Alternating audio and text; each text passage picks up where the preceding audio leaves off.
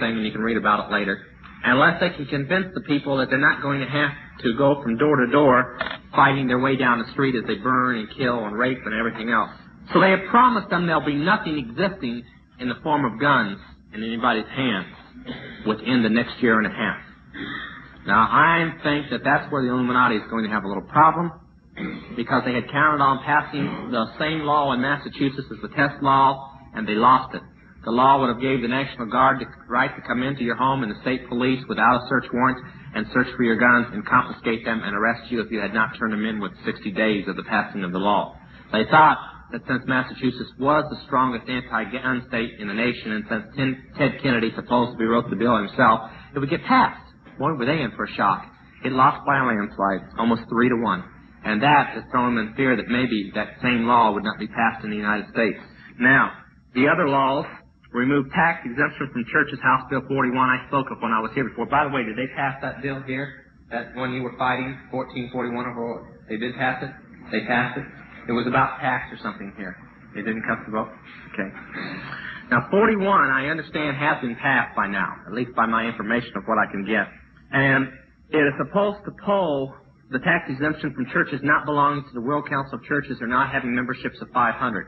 And then, or what it doesn't say it's a poem. It says that you must go to court and prove that you should stay tax deductible, and you'll spend a couple $1 million in court, so it's not worth battling. Then, those that keep their status, all except those belonging to the the National Council of Churches denominations, which leaves out Independent Baptists, by the way, all except them, no other exemption.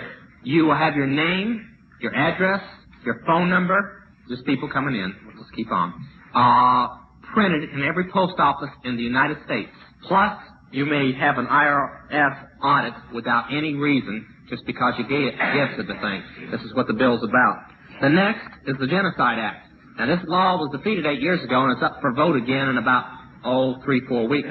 Now, it will send you to the federal penitentiary if you convert somebody from the faith that they were born into. I don't mean born again into. It's a copy of a law in Egypt that you must leave everybody alone to their own faith. That means if you convert a Mormon, a Catholic, a Southern Baptist, something like this. Nobody laughed on that one, shucks. If you convert somebody from another faith, even if they're over 21, their parents may press charges against you and have you indicted, not for conversion of somebody, catch this, for genocide. And you'll stand trial not for some misdemeanor, but for murder. That's right. And that one is being pushed through. The next is the presidential martial law powers. It's called the Martial Law Act. It's already been passed. I think it passed last November, signed, enacted in a law. Now, I want to say something. If you haven't heard about these, that's because you typically do something that the Illuminati counts upon. Now, people, I'm going to try and change your life with this. When Congress is arguing over something about a law that they're going to pass or something they're going to do or somebody they want to fire or get rid of, start digging and find out what they're really doing that you're not hearing on the television. The only time Congress or the government argues or does publicity about anything they're doing is when they don't want you to know what else they're doing. It's a smokescreen.